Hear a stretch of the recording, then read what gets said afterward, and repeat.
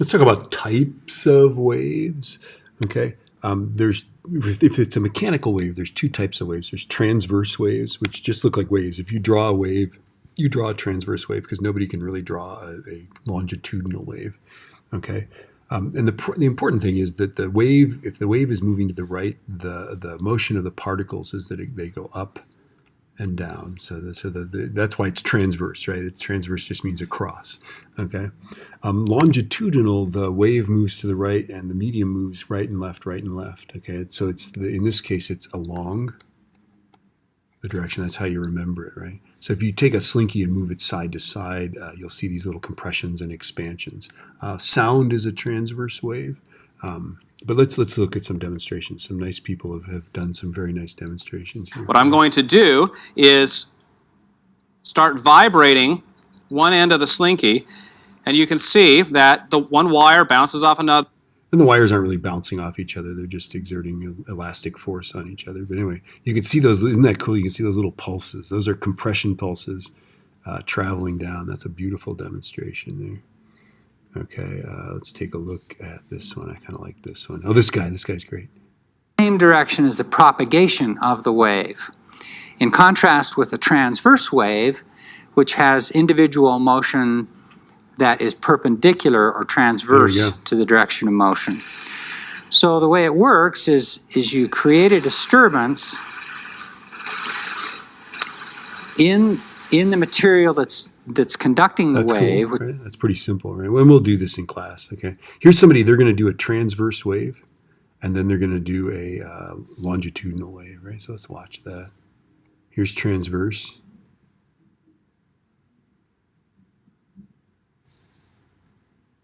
Evidently we missed the transverse here. Come on, baby. Transverse us. There it is. There's transverse pulses going by, right? And now we're going to do the longitudinal ones.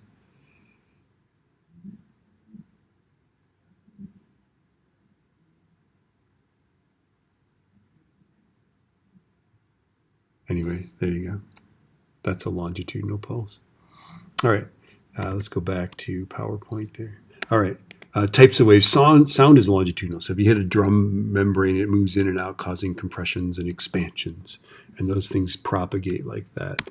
And I've got a demo. We'll do that in class, right? If you graph, by the way, the density of the air, you get this nice little sinusoidal wave like that. A surface wave on the ocean actually is both longitudinal and transverse. It actually goes in a circle. So it's fairly complicated.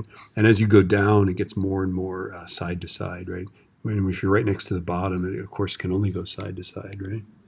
When you look at the ocean, though, okay, the water at the ocean is not simple wave motion. It actually breaks. All of this kinetic energy turns into potential energy, and this thing goes, this thing goes higher and higher. This thing will go higher and higher and break on the shore. Basically, all it's doing is turning the energy of this wave into a height, basically potential energy, right? A tsunami is actually a sound wave, a fast-moving sound wave traveling through the water. It travels super, super fast. It's actually longitudinal.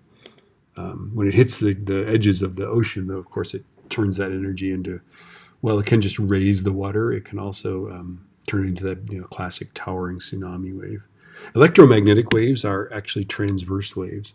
The cool thing about electromagnetic waves is they require no medium. They can travel through a vacuum,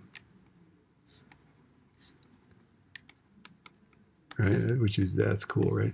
And the basic idea is this: is if you take a charge and you oscillate it up and down, you get an electric field that changes. Well, a changing electric field creates a magnetic field, and a changing magnetic field creates an electric field, right? And these things cause each other. They just sort of bootstrap each other through space itself, right?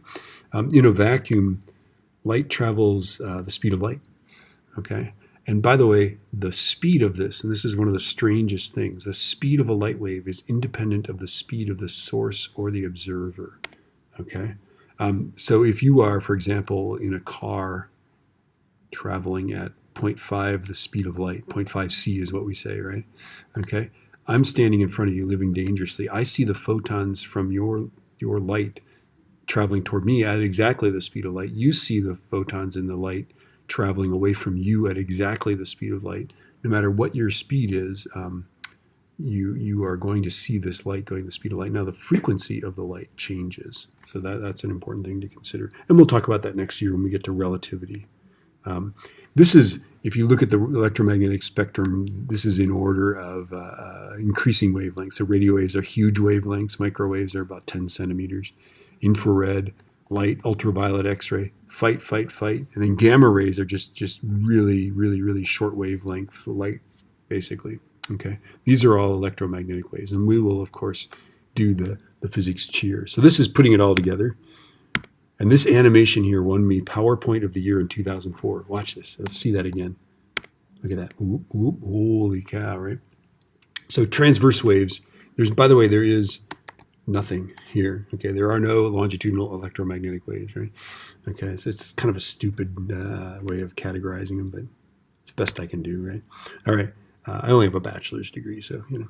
All right, so shear waves in earthquake waves are transverse waves. So as a shear wave goes by, the buildings actually go up and down. The buildings on the wave go up and down. Sorry about that. Waves in guitar strings, ocean waves are a little bit transverse, right?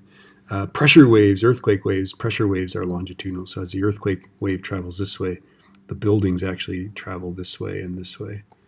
Okay, and then they can tell the difference. Like there's seismographs that pick up the P waves and the S waves. And there's all kinds of things that Youngberg could tell you about shear and pressure waves that I just don't know. All right, sound waves, you know, same thing, right? As the sound wave travels this way, the molecules in the air travel just back and forth like that. Compression waves in a spring, like we saw in those great videos, right? Okay, and then, you know, electromagnetic waves, well, just all of those guys, right? Those are all transverse, which is cool. Okay, transverse waves have this property. Here, I'll just go back. How do I go back? There, they have this property called polarization, right? Okay, I'm sorry, I'm going a little off task here, but we can look at this electric field here. This one, for example, is vertically polarized. We can put filters on that. We can filter out light that's vertically polarized, and this leads to all sorts of unwise demonstrations. But anyway, I'm done talking.